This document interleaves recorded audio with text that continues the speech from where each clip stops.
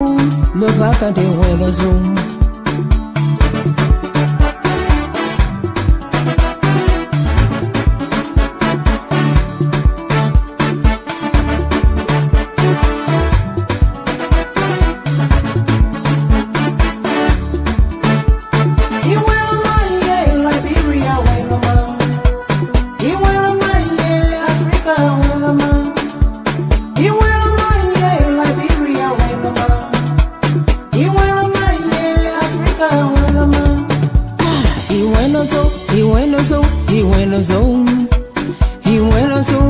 Liberia, bueno so.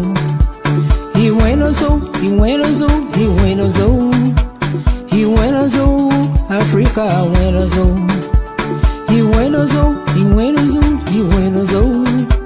He bueno so, Liberia, bueno so. Zazo, he bueno man. Zazo, he bueno so. Vanjama, he bueno man. Vanjama, he bueno so. Kulao, he bueno man. Kulao, he bueno so. Nyokweta, he bueno man. Nyokweta, he bueno so. Bolao, he bueno man. Bolao, he bueno so. Foya, he bueno man. Foya, he bueno so. He bueno man, the fact that he bueno man.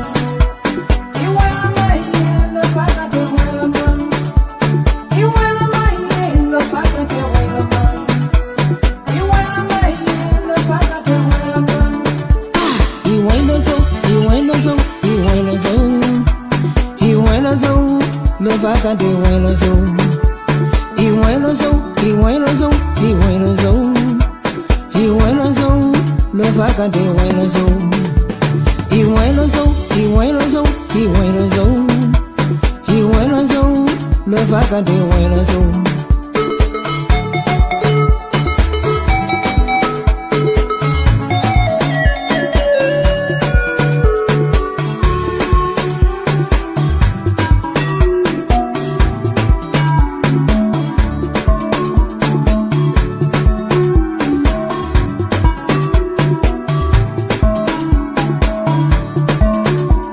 He bueno man, yeah, Liberia, bueno man. He bueno man, yeah, Africa, bueno man. He bueno man, yeah, Liberia, bueno man. He bueno man, yeah, Africa, bueno man. He bueno so, he bueno so, he bueno so.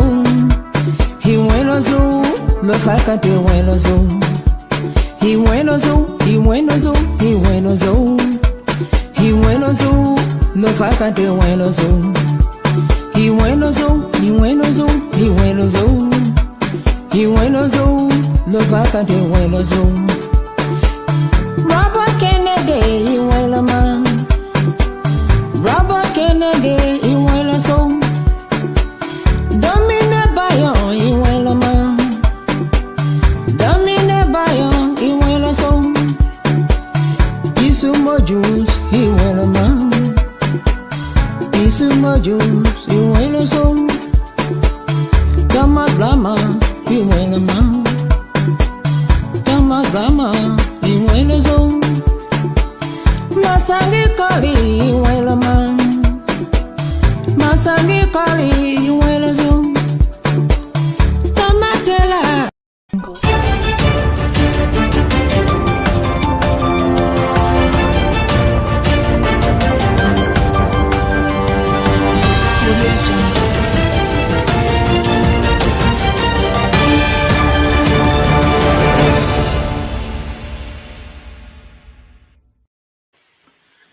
Hello and welcome to Focus on Liberia. Welcome to yet another edition of our program On Point, as always hosted here by Mr. Jerome Gilman and always with his co-host, Mr. George Cannon. Today is a special edition of our program On Point. I'm Anthony Sear in today, joining Mr. Gilman This is a special edition of On Point. In this edition, we are having with us Mr. Aliu Kamara. But before we can get to it, let me welcome Mr. Jerome Gidman. Mr. Gidman, welcome. Thank you very much, Anthony, for taking your time to always come and boost and mediate. And everywhere I go, when I talk to folks, they enjoy you on our show, your exuberance. So we like that. Somebody who is neutral to some degree, even though I accuse you of being a Cummings supporter, but you have always been in the middle and be as fair as you can. So we appreciate you. Thank you very much for taking your time.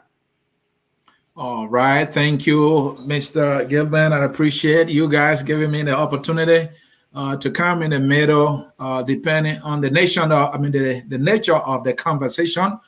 Welcome and welcome to On Point here. Mr. Aliu Kamara is here. He is a supporter of Vice President Joseph Yumambwaka, and he is he's trying to join us now, so bear with us, we'll be here. But let me share with you what we got here to discuss. This is pure, raw politics, and this is the thing that I like, and so that is why I'm here. So to have this on-point discussion today, Cummings reportedly walked out of a meeting of CPP political leaders. We will talk about that. Also, Liberty Party Chairman Musa Belete was held on a siege by some youths of the party. Really? Did that happen in Liberia? Well, also, concerning the Liberty Party event or incident that I just talked about, where you've held their chairman, Musa Belete, on a siege, accusing fingers have been pointed at Senator Darius Dillon as the mastermind of that particular unfortunate situation. Also, the Unity Party youth want their chairman out. They want their chairman to get out. They don't want to see him as their chairman. Why? They are accusing him of selling the political party, Unity Party, to Alexander Benedict Cummings. With all this going on, I'm asking the question, what the heck is going on? And who rather be here to answer that question other than Mr. Jerome Gilman and Mr. Aliu Kamara, who is still making all effort to join us here. But while we wait for Mr. Aliu Kamara, let me bring in Mr. Gilman. Mr. Gilman, I know you are on the opposite side of the political aisle. You support President Weah. You are an unabashed citizen. You are with the government. But when you see this thing happening in the Liberty Party, the CPP as a whole, what going through your mind? Well, we have been vindicated. We said it from the beginning that the CPP was a collaboration of political crooks. So we know that Darius Dillon is a crook. That has been validated by his doing and his actions. I told you a few months ago, maybe a little over a year ago, that Nyomli Kanga was incompetent, and that had played out in Grand Bassa County, and it just played out 2 days ago when she called an very emergency meeting, and she didn't have an agenda, a plain sheet of paper that tells for what is it we are going to discuss. She came to a meeting without an agenda. You are talking about 4 political parties coming together, and the chairperson is calling an emergency meeting, very important meeting. And when Mr. Cummings came and offered the agenda, they said, well, there's no agenda. And we talk about Mr. Uri. He's a kleptocrat, a real kleptocrat, a man who was an arms dealer, a man who has been known to rob the Liberian people, a man who wants to get into government but cannot. And he tried on several occasions to enter the Liberian government by sponsoring his daughter, and spending a lot of money to get into the house, and his goal was, if his daughter got into the house, he would spend all he can so she could become Speaker of the House, so he could run the affairs of the country. That didn't work out. So now he is taking a dead man walking to the executive mansion as though the Liberian people are stupid. When Joseph Boyka, God forbid, if he ever gets elected in 2024, when he comes to power, he will be the oldest inaugurated president on the face of the earth at 80. Wow. Is that the future of the country? Thank you, Mr. Gateman, folks. As you can see, Mr. Gateman has already started throwing some punches.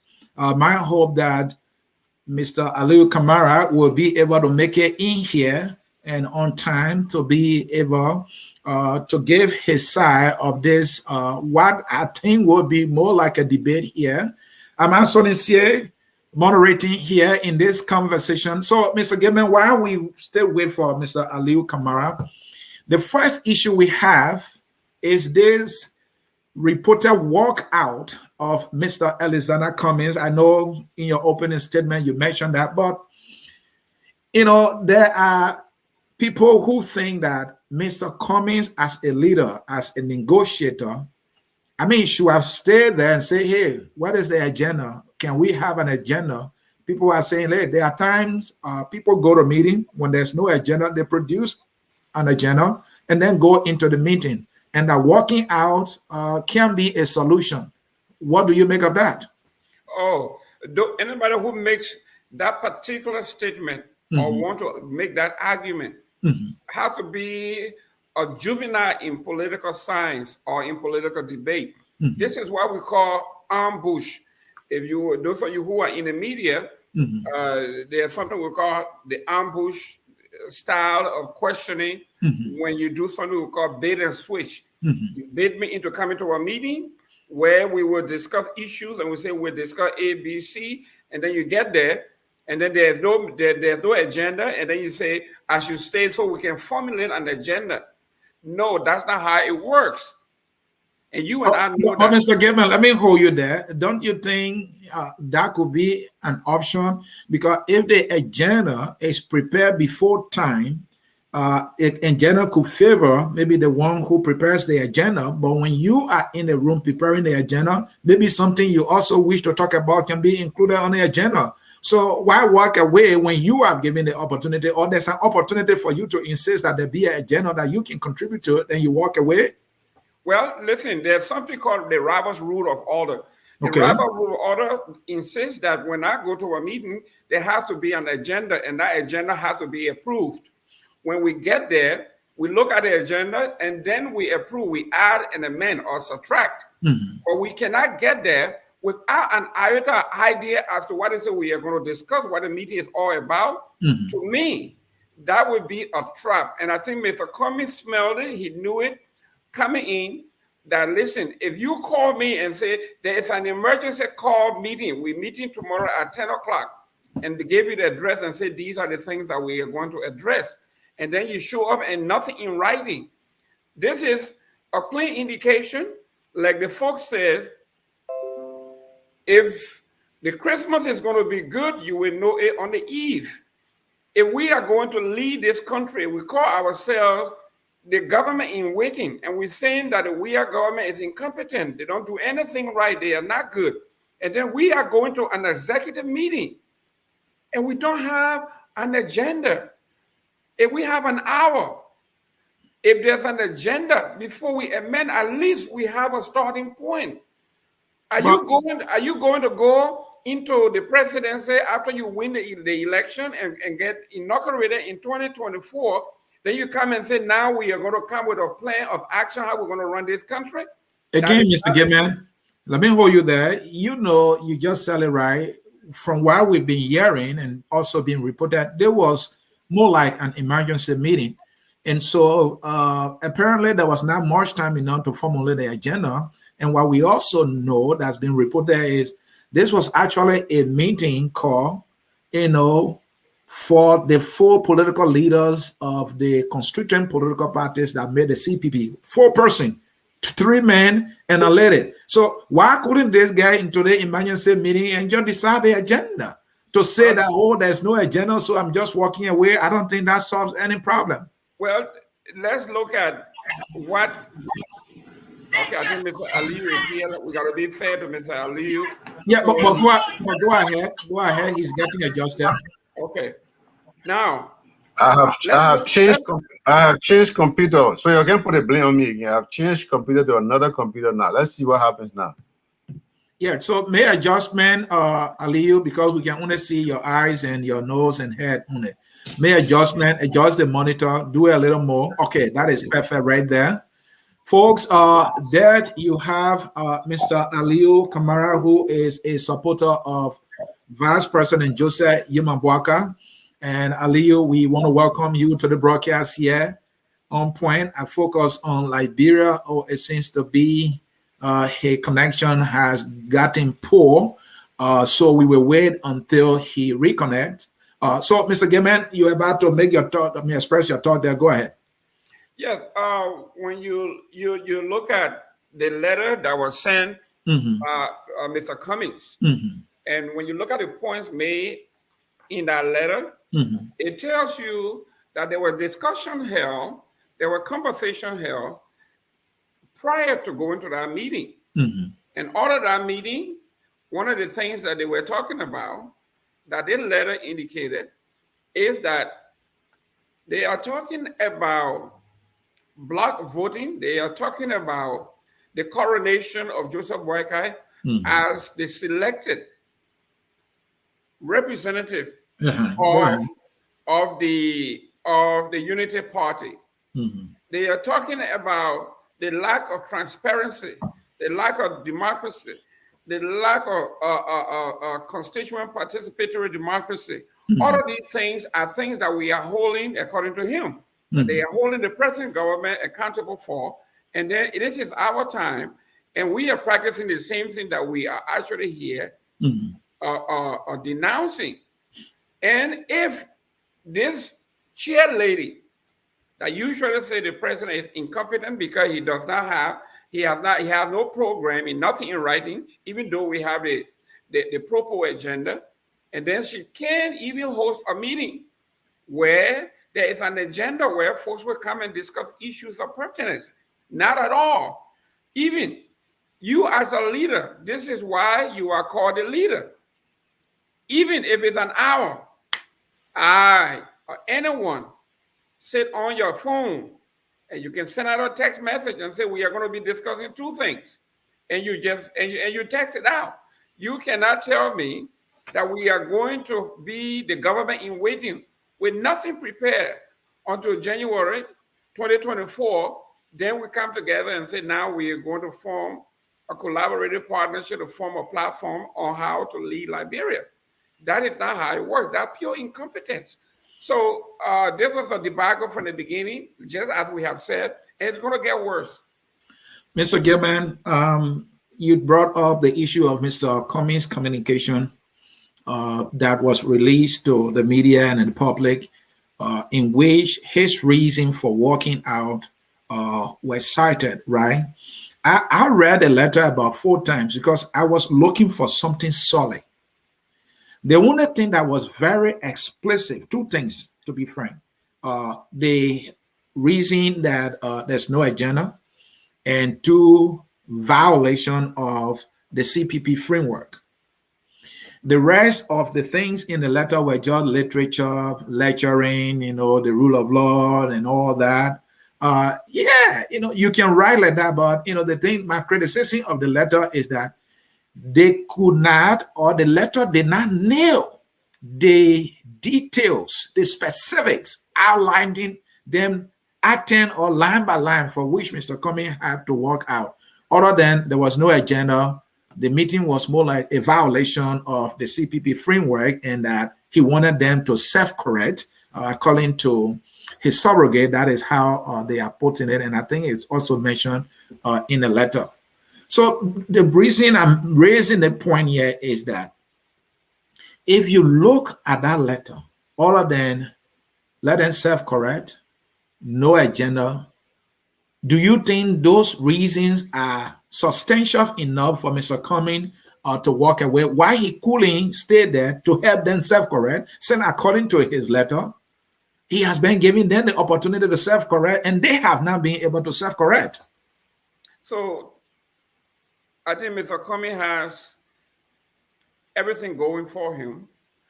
Mr. Cummings definitely has an idea how democracy works. Mm-hmm. He has an idea how professional organizations are run. Mm-hmm. And I, as a seditian, wouldn't be here saying this if there were no iota of truth to it. Okay. Now, I wouldn't go to a meeting where, knowing the Liberian people, knowing our organizational structure, know mm-hmm. how we be. I wouldn't go to a meeting without an agenda because it would be rambling. That would be an all-day event because I know it very well how long it takes to generate some of these agenda, especially when you have people coming in there with fixed mindset. So let's look at one of the things he talked about. You said there were no agenda. That's fact. There were no agenda. Isn't that true? Go ahead. Yes, that's factual. There was no agenda. And he wasn't going to go into a meeting where you have 4 folks, 3 minds have already been made up, mm-hmm. where everything is done mm-hmm. by the show of hands or votes. He sees 3 against 1. These people are saying we didn't say anything, we didn't send any agenda out because we wanted you to come and form part of the agenda. That is lazy argument. That is crooked. And I think Mr. Cummings had a right to run out of there because these people are not real. They are not ready. They are not prepared. They are not sophisticated. They are basically crooks. They want to run a country or run an organization that we used to say by rote, by memory. And they are going to repeat the mistakes that they have been making for the past 200 years. And he didn't want to be a part of that. So I understand. And he made it clear. This is not an example of good governance. Okay. This is not an example. He quoted some of the sections that were violated.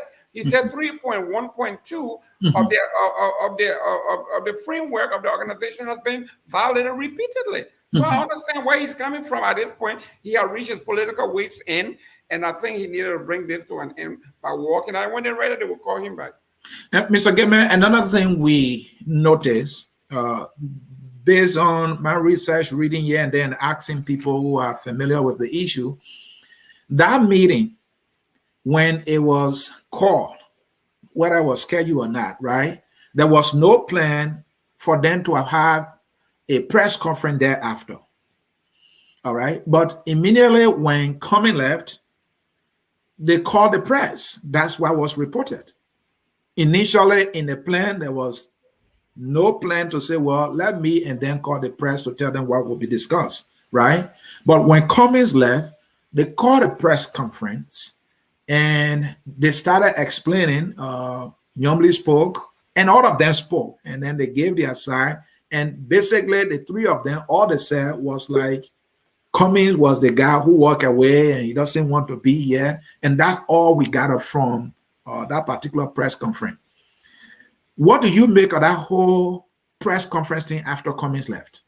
Well, and this is, you see, Cummings had been a very smart man. He knew very well what was happening.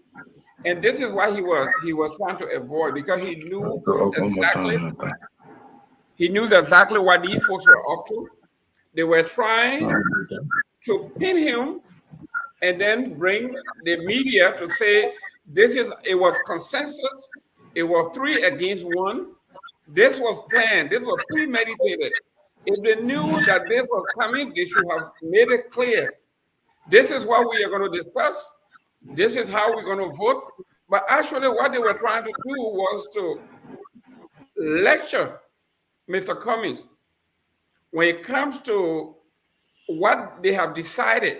And what they have decided was, we want to inform you that we have selected Joseph Boakai as the candidate representing the UPP, and you are invited to. You think that was the plan? That was the plan, because as soon how do you know that, Mr. Gaiman? Because as soon as Mr. Cummings left, the letter went out to him to come to the endorsement and the coronation of Joseph Boakai, which he declined because he felt like nobody should be selected Everybody should be elected. There should be a primary in every political party, and let the people vote.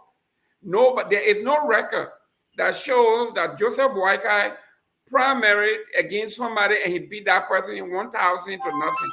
There is no record that anybody wanted to primary against Joseph Boakai. And yeah, Mr. Gamer, let me bring this aspect in. You know, in their framework, we know they have options to selecting the candidate for the CPP, one of which is consensus.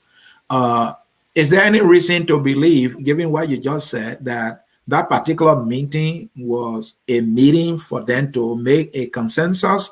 Because as far as we know, none of the political party leaders have expressed, be it in writing or open their intention. It is just something that is known, right? But it has not been communicated. So I just asking, was that meeting probably a consensus meeting? Well, and if you are asking the same question that the Cummings is asking, then this is what it is. Okay, if Nyobli Kanga and the CPP were transparent and accountable to the people, a letter on the same day would not have gone out inviting Cummings to the endorsement and the coronation of Joseph Boakai. We would have seen the Unity Party have their own primaries where Joseph Boakai would have won. There would have been record that said on this day Joseph Boakai was primary, or the Unity Party had a primary, and there were 5 candidates, and Joseph Boakai came up as the winner. Now they are talking about something called black voting. They are saying it doesn't matter. They have something called black voting in the Unity Party. Well, if it is true that democracy does have something called the black party, the black voting, but for that to happen, it has to be expressed from the very beginning that as of today's date, our method of selecting will be black voting, and we all have to accept that. From what I'm hearing here, it has never happened. And Mr. Yemen, you are right on that. First of all, their processes to deciding who becomes the candidate are all spelled out in their framework. There's nothing whatsoever mentioned in their framework talking about black voting. All right? So they don't have it. What we know is that we were told that some individuals within the Unity Party suggesting that it is not even an official position of Unity Party in the first place. Now, that just some fanatics in the Unity Party who think that it favors their candidate, so they are advancing it. Now, even with them introducing it, it has to be accepted by all the members of the collaboration before it can be used as one of the processes or options to selecting it. So the whole issue about black voting is just something to bring further noise in there. If they want it, it should be introduced. There should be a meeting. It should be accepted. And it has to go into the framework. If it can go into the framework, they have to find another way to agree on it for it to be used. So that black voting thing is noise. But what I want you to address is that their framework also call for a convention that their candidates for each of the constituent members should be decided at a convention. I want to know whether any of the parties have had any convention to decide their candidate to go into the CPP primary or in a consensus. Have they? Do you know? Well, this is Cummings' point. We are saying here that even though every party is going to have a standard bearer, a torch bearer, or vision bearer, like Cummings is saying, he sees himself as the leader of the ANC. But the ANC have not had a convention where there may be somebody who may want to primary Mr. Cummings. For us to know that is for the convention itself to happen. That has not happened. This is his problem with the Unity Party. You have not had a convention. You cannot announce to the public that you have a constituent, a standard bearer already. That is illegal. You cannot do that. And he said it is against our own framework 3.1.2 that calls for accountability, transparency, and the rule of law. And So, we cannot so live in essence, Mr. Gilman, you are saying their framework, which supersedes the constitution of individual political parties, requires that there should be a convention producing any candidate for the CPP nomination. Is that what I'm understanding from you? That's correct. And not only that, but the finality after the 4 candidates, or because Nyobi Kanga has made it clear that the Liberty Party is not going to put forth any candidate. Okay. The ALP has also made clear that they And Mr. Gilman, before you continue, has they been put into writing, or she just said it to somebody and now a guy in the public space? Because this is sometimes how the institution go. From years said, then it becomes a party official statement without even it being written, debated, and accepted. Because I listened to Musa Belete. The Liberty Party has not made a decision whether or not it will fee a candidate in a CPP primary. It has not happened. So go ahead. Yeah, but you know, and this is what we are talking about when you have the leader of the party who is the political talking, we call the spokesperson, who developed the talking point. She said it in that meeting that we have decided we are not going to put forth any candidate. Mr. Uri says we have decided. So what you are looking at here are pure detectors in the different parties that say what I say. So just like that, that's how, I mean, I'm curious on this because, look, Mr. Gilman, the reason I'm emphasizing on this is these are the individuals wanting Liberians to see them as the alternative. I'm not sure there has been any formal meeting where their party have decided their decision not to fee a candidate. And if that has happened, it will have been communicated, or it should be communicated officially to the Liberian people. And they are just saying it, and that's what it is. And this is what Mr. Cummings was talking about, because listen, everything we are talking about here in this political CPP and these political parties, there's a precedent. You remember 2020 when the election for the senatorial election in Monserrato County. Monserrato County, yeah. When it was held, the CPP put up a candidate called Darius Dillon. There were never, ever a primary in the CPP to say we want this. They said Joseph Boykai. Apparently, it was done by consensus. That's correct. They got up and say we have selected this person. Who are those that selected the people? That were Cummings.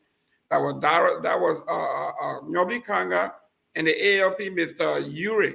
So if this is where don't forget that is how Telia was selected too, and that's correct. Telia Uri. So I'm saying here, this is where I'm saying Mr. Cummings allowed himself to be suckered into this because he was part of the selection when they selected Telia Uri and Darius Dillon, and he acquiesced to that. He did not bark against that. So now that the folks that it has come to him and they are doing this, then he's saying it is untransparent, it is unaccountable, it is illegal against the framework. So we have a duality here. There's a dual role that he's playing. And this is why his case is very difficult to preach at times, because this is something that he has endorsed in the past. So in our Liberian parlance, they say, the same rope by hand baboon is the same rope that coming to hand monkey here. You used that rope a few months ago, and you were going around and campaigning for Telia Uri and Darius Dillon, and they were able to do some successful, some not, and you were okay with it. Now that same rope is about to hang you, then you say it is unconstitutional and against the framework. So we have a duality here. But yes, this particular political arrangement has the history of circumventing the system. Mr. Gilman, I like the instance you cited with Dillon, Terrier selection, and more like a consensus. That is how we can put it, because there were no primary. We know that for a fact. So it has to be consensus, right? And that there was an agreement among the political party and also the political leaders. I'm saying this to say there was an agreement. Now, If this meeting that Cummings worked out was intended for them to have a decision on a consensus that, oh, Bwaka is the one who going away, and then if they have gotten that agreement, then he was going to be coronated at the event that happened later on, assuming that was the case, right? But Cummings did not agree. There was no consensus. So why they had to go ahead to carry on the event, but what we are hearing is that it is the Unity Party that is saying they are endorsing their candidate. So I want to ask a question. This endorsement of Bwaka that just happened, what does it actually mean? What does it amount to? Well, and I'm going to quote the spokesperson, the propagandist, Mr. Costa. He made it very, very clear. He says, Cummings is not going to be, Cummings stands no chance because we have decided to do block voting.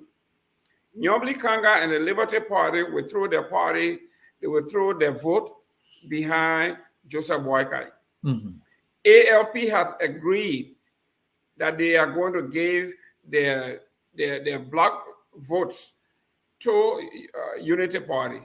So if everybody has 310 votes each, Liberty Party, ALP, and Unity Party, let's leave Liberty Party out. But if ALP says we vote because the man who is paying the bills, who is Mr. Uri, he is calling the shot. You remember during the election in Nimba, with Tai Wongwe and Ms. Gonglo and all of that, Mr. Uri went into Nimba and fired everybody. I remember that. He fired everybody. Unilaterally fired everybody. He said, and selected everybody else to participate in the primary. So these people have no history of democracy. So here we are. If Unity Party agrees that all her 310 delegates are not going to have the chance to vote outside of the party, ALP agrees that they are not going to allow any of the delegates to even attend, so they don't get bribed or get tempted in voting outside the realm of the party. So they block vote their 310. Party, I mean, you said that they don't trust their own partisan to make decision in the interest of their party. If a party say, hey, we're going with this person, why can't they trust those individual partisans to follow suit or follow what they usually call the party mandate? Well, this is what we are talking about. When we're talking about democracy, democracy cannot be predicted. Democracy is not guaranteed, especially when it comes to secret ballots. This is why we're saying, when we talk about the suffrage movement, we're saying one man, one vote, and the person should have the privacy to cast that vote behind closed door. If we were in Liberia asking folks that we are going to vote by consensus, that since CDC is the largest political party in Liberia, we agree that every citizen is going to vote for George Weah. That's a given. George Weah is going to win. So who does something like that? What we are saying here is every time there is a re-election or election, the same political party, the same people should be given the opportunity to cast a ballot in private. For the Unity Party people to say we are not even going to allow Cummings to canvass, to make their case. We were expecting from the beginning that 1,240 delegates would be in a room, and each candidate was going to come with their platform, why they think they are suited to run the country.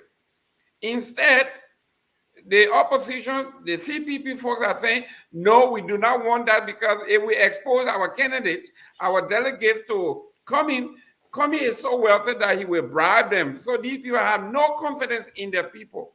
Well, they have no confidence in democracy.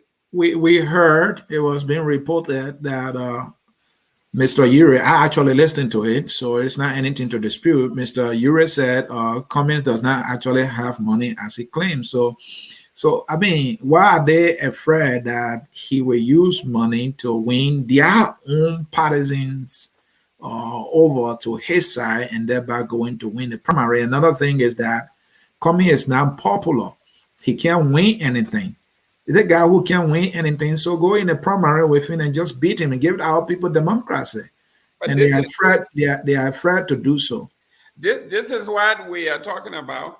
If the man has no money, so that debunks this notion that he's going to bribe he's going to bribe the other CPP members, the delegates.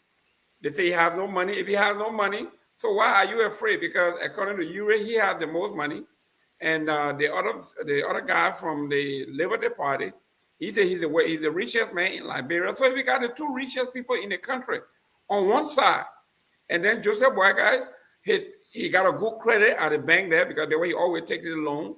So you got three guys who have access to money. Why would you be afraid of a guy who doesn't have money? He has no constituency. He's a loner. So it doesn't make sense. This is to tell you that when these people, God forbid, came to power, we are going to be looking at total dictatorship. We are going to be taking our country back to 1924. Thank you. Where there's no democracy. You don't vote. Your vote don't count. Ure or Boakai they're going to select who is senator in the county, who is representative. They will appoint these people because this is the era these people grew up in. This is what they are accustomed to. Thank you. Of course, you are watching On Point here. Focus on Liberia. I'm Anthony C. along with our partner here, Mr. Jaron Goodman, the host of On Point. Mr. Aliu Kamara should be here, but he's having difficulty with his internet, I can say. He is a supporter of Joseph Boakai, and he's supposed to be giving the perspective of his candidate or the side of the United Party in the conversation. And myself, I am not feeling happy that he's not here. I have some tough questions for him. You know, why are they so afraid of a competitive process where the candidates can canvass and win the delegates on their side? That is what democracy is all about. Even in a general, that's how it will happen. So why you can't start dancing that music that you think you can dance in a general, and you want to take the shortcut, if I can pull it that way? So folks, stay with us here, and let me say, Aliu, you know how to call the teleconference number. You can call the teleconference number and you will be able to participate, saying you're having some hard time staying on when you connect through the internet. So call the teleconference number. You know, you always call 605-313-6004. Enter the code 791-403#, and you will be loud and clear, and you will be able to make the case for the person, the candidate that you support, so that this conversation can be as balanced and fair as we always do here at Focus on Liberia. Mr. Gaiman, let's take a short break. When we come back, folks, we will be talking about Musa Belete on a seat, accusing fingers being pointed at Senator Darius DeLong as the mastermind. The United Party, you say, their party chairman is selling, accusing him, alleging that he's selling the party to Cummings. This Cummings guy's name is all over the place. Does he have this so much money that he can just buy a way through? Everybody crying that he's trying to use money to hustle away, but then they also crying he's nobody, he can't win anything. Take the guy who can win anything to the election and whip him, and then you will be right. But you are crying before the game even started. We take a short break. We'll be right back. Aliu, please call that number. We want to get your side. At Focus on Liberia, we discuss everything Liberia, from education to politics, arts and culture, entertainment, agriculture, history, religion, family, and technology. Focus on Liberia uncovers and showcases the best of Liberia and shows the world the truth about Liberia. We educate, elevate, and promote all things Liberia. We conduct interviews, panel discussions, debates, and more. Tune in to Focus on Liberia on Facebook and YouTube and be a part of the stories that make up the news. This is Focus on Liberia, and I am doing his job. And I am Ansonin Sie with my partner, Mr. Jerome Gilman. And we are here in a hard political discussion here. The next thing on our menu, Liberty Party Chairman Musa Belete was held on a siege by some views of the party.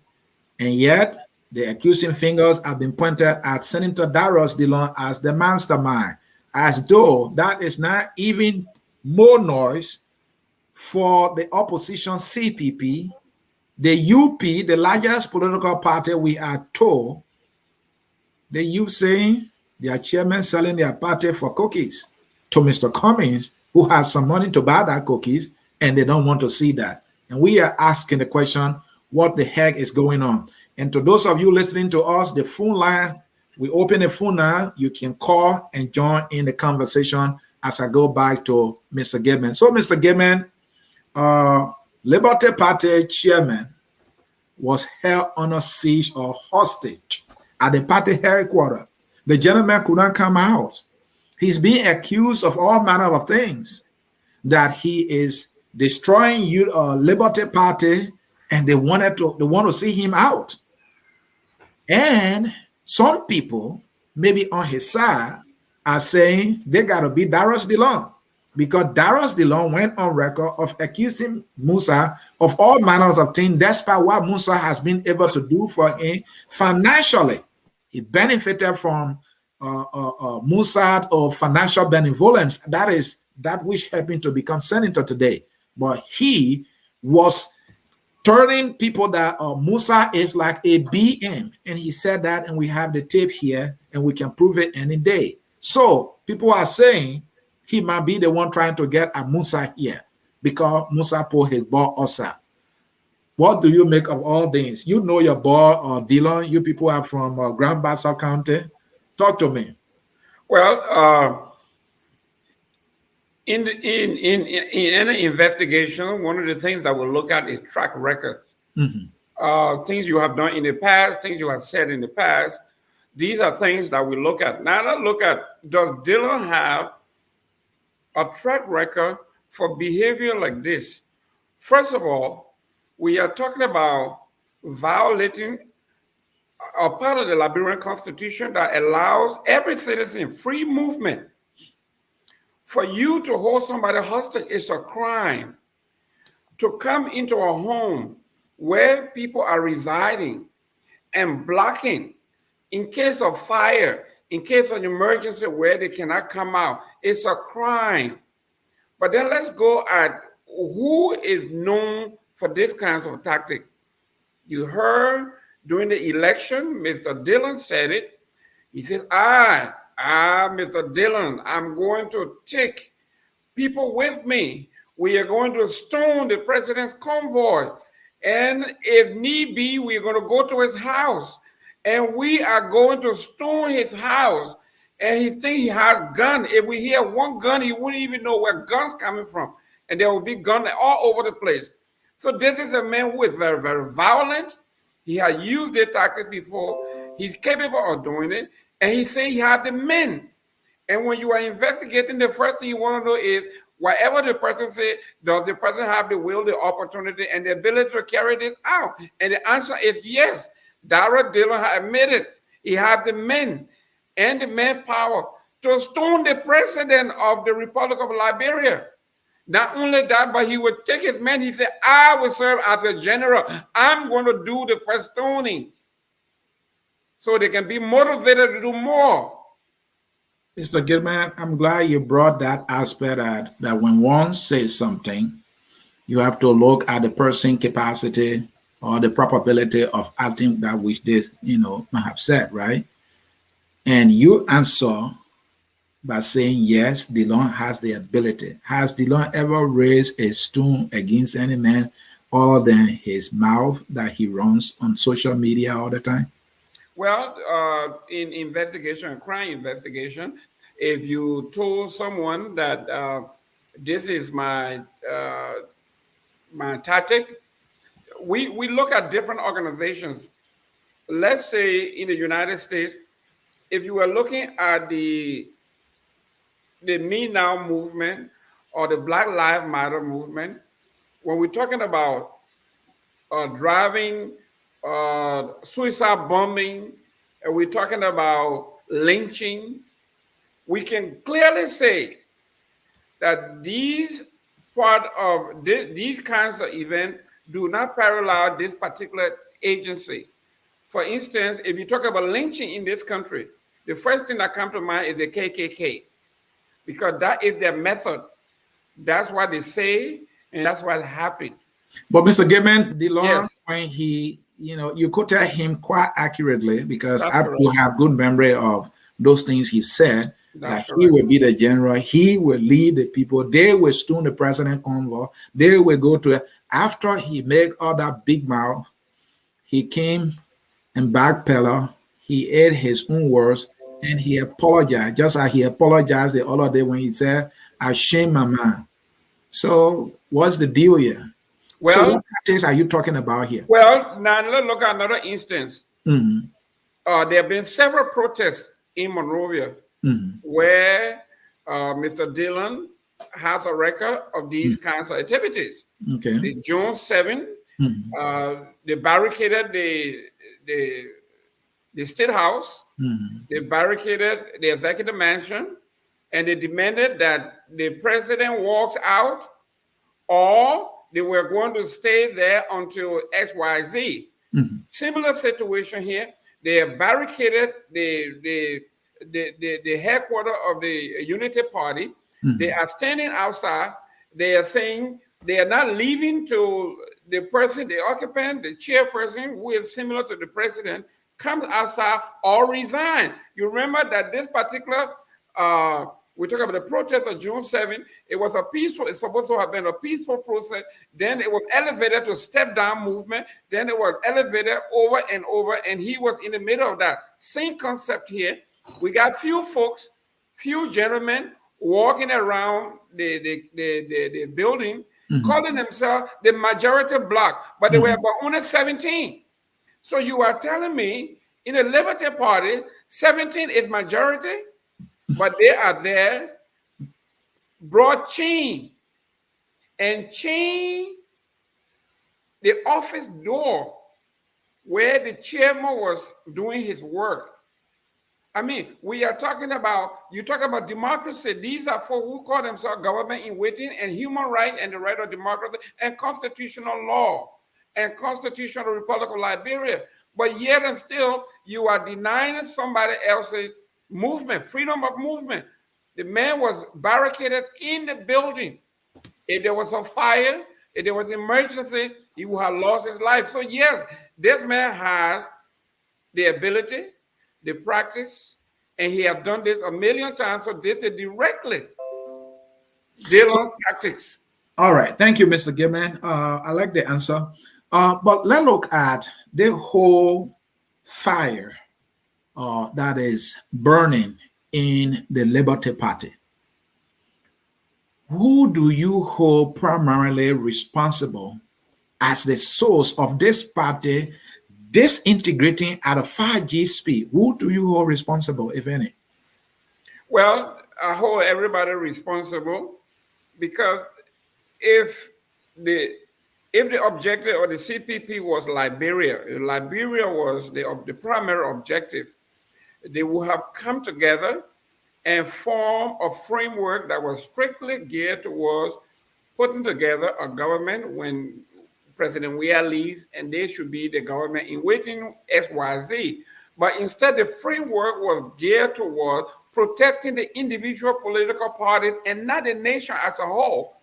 When I spoke to the young lady, I think she was on your show, her name is Kou or whatever her name is, she represents the CPP. When I asked her, what is the framework, the working document, the platform for the CPP, they are saying we are working on it.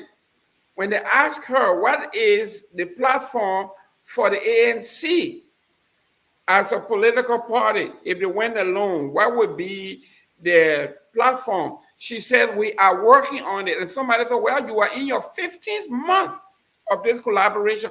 That's a year no, they are in their 25th month. That's 2 But they years. have the framework now, Mr. Gilman. That's the No, one the, he no, is the talking about. framework is Later. the framework is not a national framework. It's a framework that protects that defines each political party where they are, who they are, and what they're supposed to do. So let me give you two names, Mr. Gilman, and then you can tell me whether or not you shared some agreement. There are some people who are blaming Ellen Johnson Sirleaf for the disintegration of the Liberty Party, that she's the one infiltrating there, and then use that as a springboard to starve Omenyuma Bwaka or Joe Bwaka in the back. Some are saying it is Cummings who is doing that through Musa Belete. Do you share any agreement or belief or any suspicion of the two individuals of having hand in what's happening in the Liberty Party or the leaders themselves in there? I think this is pure incompetence. We all know that in every political party, and Mr. Yuri, if you listen to Spoon Talk, if you listen to Costa, he will tell you, I got sources in every political party. I got sources in the CDC. I got sources everywhere. So infiltrating the opposition to gain opportunities it's a normal thing. It happens here. The Republican Party is going to go behind the enemy lines and extract information, steal information from the Democratic Party. The Democratic Party is going to do the same thing, and everybody protects their system to make sure that nobody hacks it. So this is nothing new. Even if Ellen was doing that, it's normal. What are you doing to prevent people from breaking into your system? To do this, you know somebody's going to bring discourse. The CDC will do that. They would do the same thing in the CDC, trying to, here you go, you brought in, let's say, so you think they just crying baby, they can't just handle their own affairs? Because they are incompetent. Here we are, let's say the ANC, Mr. Cummings went and brought Ava Tokpa on. Okay, Ava Tokpa was an insider of the CDC, and that's fine. Okay, it served dual purposes. He's going to bring in some stuff, but yet and still, he's going to bring in some of the strategy from the past that the CDC have used to ascend to power. So yeah, these things are possible. If the CDC not aware of this, they are aware of this, and they are actually building their own firewalls that whatever I've talked about will have no effect on whatsoever. So it is an excuse. These people have never come together. If you ask the CPP, what is your policy on education? What is your policy on healthcare? What is your policy on road infrastructure development? What is your policy on youth? They will tell you it's in the working. This is the 25th month. This is 2 years and 1 month since they got married, and they are still working on policy on the national level. They are not ready. So this is pure excuse.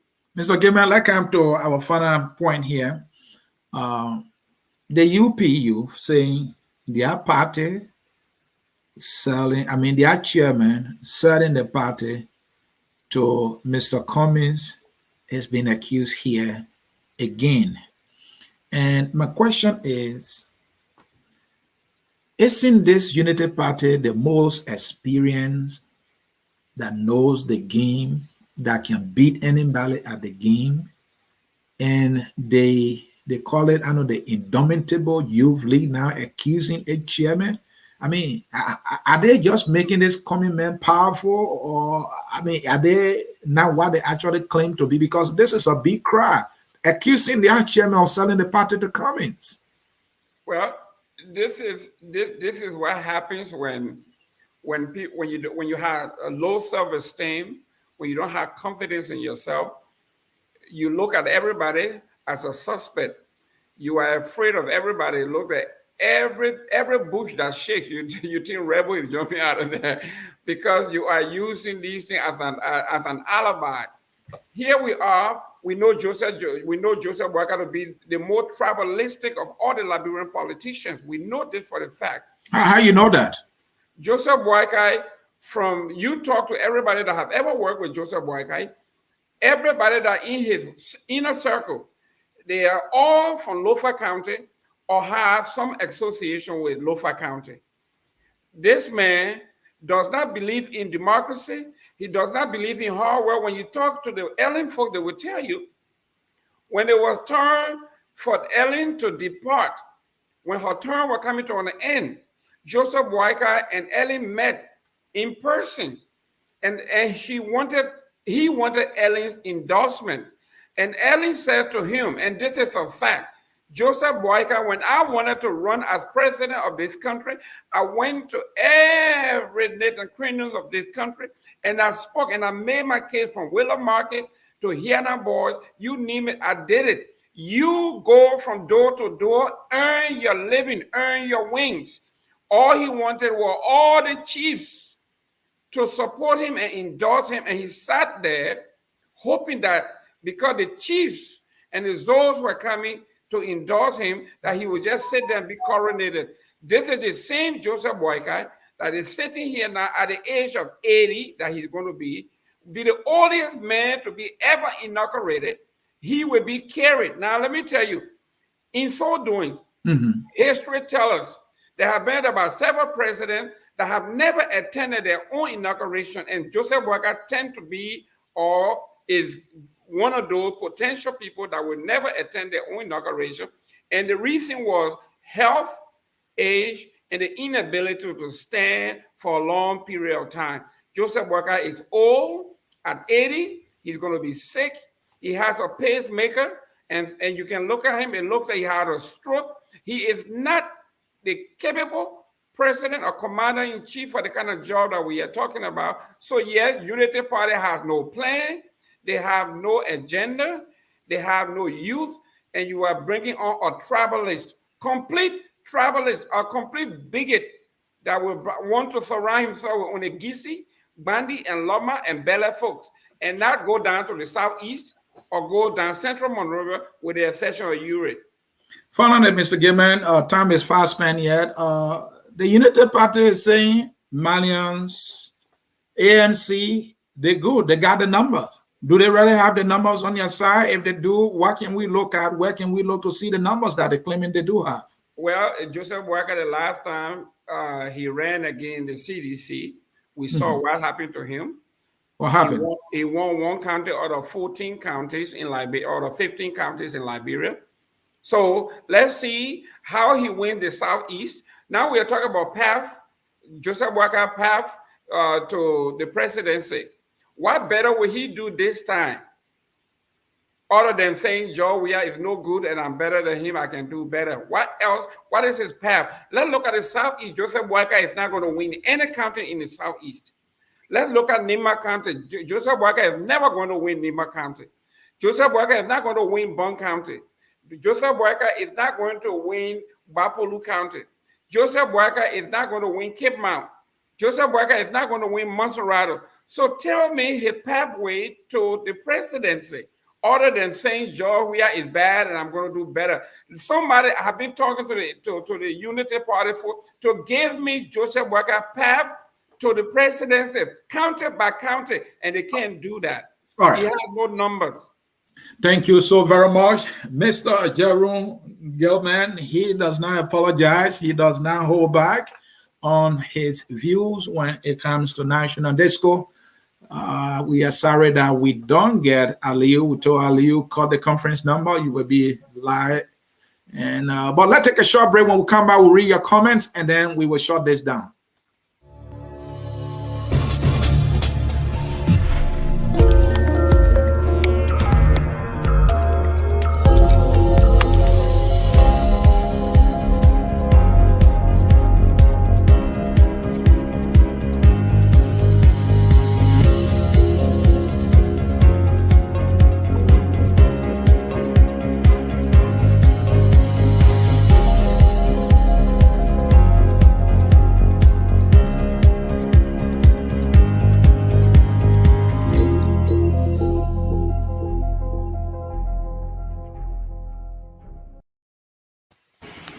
All right, let's take some comments here quickly. George Kanatule, this is your co-host. Because of his busy schedule, he's not here, but he can stay hold his peace. You are speaking to yourself, how many Southeasterners are working in WEA's government? The year from Cooper Wheeler, election is about spending money. You can't be broke and want to be president. We need to stop electing broke people as leaders. And that's the reason stealing is everywhere in our society. Mr. Aliu Kamara, I have called your phone line twice and no response. The lines are still not open. Maybe we can do this next time. Aliu, we are sorry the lines have been open. Thank you for the effort, by the way. Precious Sandy, sorry, Babusha, the first one. You can disagree, but don't never tell him to stop. Let's hear from Josh again. He's not holding his peace. Gilman, why are you doing what you are doing is dangerous. DeLon is not a villain person by nature. Worry about we are doing his work. Maybe Tule should take this day off. It seems to be the man couldn't. He sensed the fire you were coming with, so he said, "Well, let me dodge that one." Again, right. Florence, you are lying on certain DeLon. You added to what he said. You are a liar. Mr. Gibman did not add anything that I can confirm that any day. Let's hear from Wissing. Come on. Yes, they are all human, and the party leaders don't want any surprise at the cases as the cases at the Capitol building. Okay, that was the case at the Capitol building cases, because all Mr. Cummings, Mr. Billete, and Madam Saliv are using money to get Liberty Party, and some of Ellen loyalists will betray Mr. Bwaka, as the case of Eugene Namwe. So you see, they are afraid. They are afraid. They are afraid. That's why. Let's hear from Keto here. Anthony, please open your eyes. The CPB is not what you think. Stop talking on their behalf. Whatever way it goes, Cummings is finished. The men say are talking on the people's behalf. What the mentor online, just live with. I'm not here to tell people what I'm doing. We're seeing, let's hear from Wissing Nimba or Deba. Want them for what? Is CDC and MPP without problem when Joel Howard cannot even be given logistics to run her office? Every coalition is hard to hold. I see that as a justification there. Let's hear from Sekou Kele, who is the host of our program, Ram Table Africa. He writes, focus on Liberia. I earlier told you about CPP.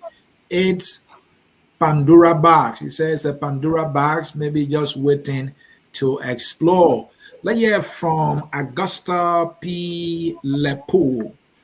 Gimme, it looks like you are crazy. Ongoing, that person is going. People can't stand Mr. Gilman, man. People can't stand you. I see why your man truly beat it so quick like that. That's right. Mr. Gilman, because of time, as you know, today is the anniversary celebration of Focus on Liberia at 6 p.m., which is about 30 minutes from now. We will be live. Focus on Liberia is having its 4th year anniversary celebration right here, live at Focus on Liberia. Come and criticize us. Come and tell us what we're doing right, what we're doing wrong, so that we can do things better. Come and show us some love too, because there are some people that show us love. Come and show us some love. We have been operating for 4 years now, and we want to really have a brief celebration broadcast to tell you thank you, our viewers and our followers and our supporters, and also for you to tell us how we're doing, what we're doing wrong, what we're doing right, and how we can keep it on, and how we can correct the things that we're not doing well with. So please don't miss it, 6 p.m. Eastern Time, live right here at Focus on Liberia.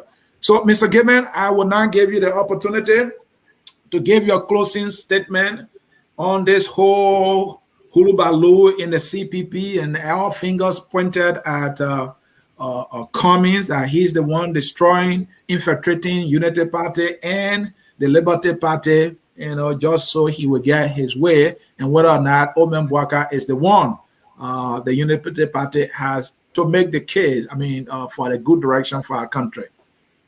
Well, thank you very much for another edition of On Point. I want to take this time to thank the Focus on Liberia, because what you guys have done, the quality of work that you do, I have always said it, you are the National Public Radio of the United States, the NPR version of Liberia's.